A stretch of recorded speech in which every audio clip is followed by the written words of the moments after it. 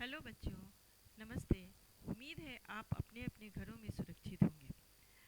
बच्चों, मैं पूनम त्रिपाठी आप लोगों को हिंदी पढ़ाऊंगी। आज हम लोग व्याकरण से शुरू करेंगे। व्याकरण में आप लोगों को संज्ञा, आप लोगों के सिलेबस में है संज्ञा, जो कि हम लोग संज्ञा पढ़ेंगे। बेटा, संज्ञा को इंग्लिश में नाउन कहते हैं, है ना।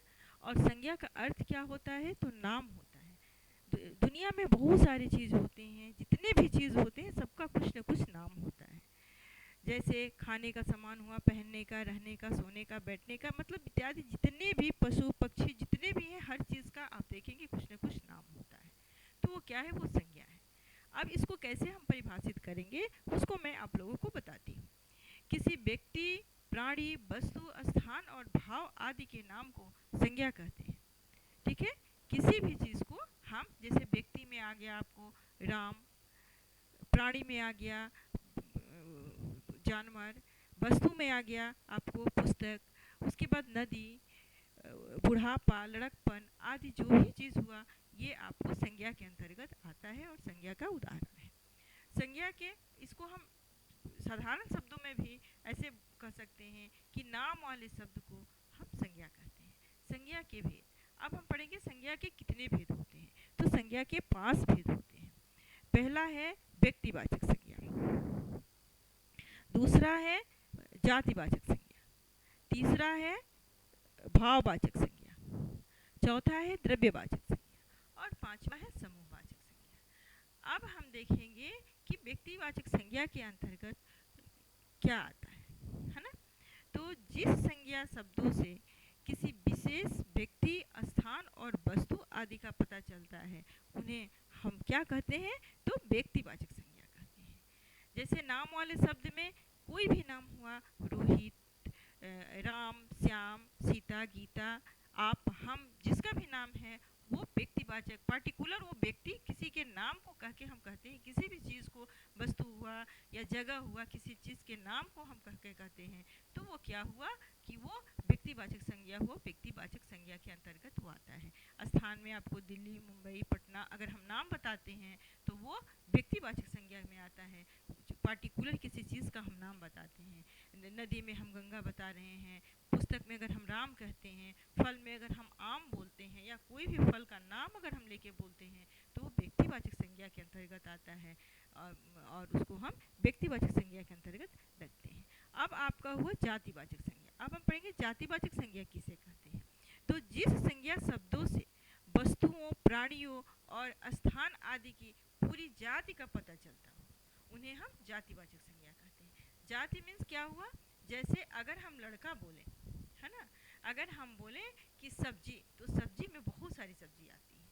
जैसे आपको आलू हुआ, कटहल हुआ, परवल हुआ, भिंडी हुआ। अगर हम पर्टिकुलर किसी चीज़ का नाम रख के कहते, किसी सब्जी का नाम रख के कहते, किसी शहर का नाम रख के कहते, किसी पुस्तक का नाम रख के कहते हैं, तो वो व्यक्तिवाचक संज्ञा के अंतर्गत आ जाता है। लेकिन अगर हम सब्जी कह रहे हैं, शहर कह रहे हैं, पुस्तक कह रहे हैं, तो पुस्तक में तो बहुत सारे पुस्तक आ गए, शहर में तो बहुत सारे शहर आ गए, तो वो जातिवाचक संज्ञा के अंतर्गत आता है। उसे हम जातिवाचक संज्ञा के अंतर्गत रखते हैं। जैसे जानवर है, चिड़िया है, तो चिड़िया में तो बहुत सारी चिड़िया आ गई, जानवर में तो बहुत सारे जानवर आ गए। मंदिर हुआ, है ना, स्थान में जैसे मंदिर हुआ, बाजार हुआ। अगर मैं आप लोगों से पूछती हूँ कि आप कहाँ जा रहे हो, अगर आप बोलते हो कि मैं बाजार जा रहा हूँ या मंदिर जा रहा हूँ या शहर जा रहा हूँ, तो वो जातिवाचक संज्ञा के अंतर्गत आता है। अगर आप किसी चीज़ को अगर आप बता रहे हो, स्थान का नाम रख के बता रहे हो कि मैं यहाँ जा रहा हूँ, तो वो बेटा किसके अंतर्गत आ गया? तो वो व्यक्तिवाचक संज्ञा के अंतर्गत आ गया। अब आपको तीसरा है भाववाचक संज्ञा। तो जिससे किसी वस्तु के गुण, दशा, स्वभाव, अवस्था इत्यादि का बोध हो, उसे हम भाववाचक संज्ञा कहते हैं। जैसे ईमानदारी हुआ, चालाकी हुआ, लड़कपन हुआ, वीरता हुआ, पागलपन हुआ इत्यादि, ये जितने सारे चीज़ होते हैं उसको हम भाववाचक संज्ञा के अंतर्गत रखते हैं और वो भाववाचक संज्ञा के अंतर्गत ही आता है। हम इसको ऐसे भी कह सकते हैं कि भाववाचक संज्ञा वे शब्द हैं जिन्हें हम अनुभव के आधार पे हमको पता चलता है, हम जानते हैं, अनुभव के आधार पर हम बताते हैं। तो वो भाववाचक संज्ञा होता है, वो भाववाचक संज्ञा के अंतर्गत वो चीज़ आता है। जैसे पागलपन हुआ, ईमानदारी हुआ, वो तो हम अपने अनुभव के आधार पे बताते हैं, चालाकी के आधार पे, चालाकी हुआ, लड़कपन हुआ। अगर हम किसी चीज़ को देखते हैं, बच्चे को देखते हैं, बच्चा ये बच्चा है, बूढ़ा को देखते हैं तो हम कहते हैं कि ये बूढ़ा आदमी है, तो ये क्या है, हम अपने अनुभव के आधार पर उसको बताते हैं, तो ये भाववाचक संज्ञा के अंतर्गत आता है। हम अपने अनुभव के आधार पर जो बताते हैं वो भाववाचक संज्ञा के अंतर्गत आता है। अब चौथा आपका है द्रव्यवाचक संज्ञा। द्रव्यवाचक संज्ञा किसे कहते हैं, तो जिसे किसी धातु या द्रव्य का बोध हो उसे हम द्रव्यवाचक संज्ञा कहते हैं। जिसको हम नापते हैं, तौलते हैं, वो द्रव्यवाचक संज्ञा के द्रव्यवाचक संज्ञा के अंतर्गत आता है। जैसे दूध हुआ, सोना हुआ, कोयला हुआ, घी है, चावल है, इत्यादि जितने भी जो नाप तौल का चीज़ होता है वो बेटे वो द्रव्यवाचक संज्ञा के अंतर्गत आता है और उसे हम द्रव्यवाचक संज्ञा कहते हैं। अब हुआ आपको पांचवा हुआ समूहवाचक संज्ञा।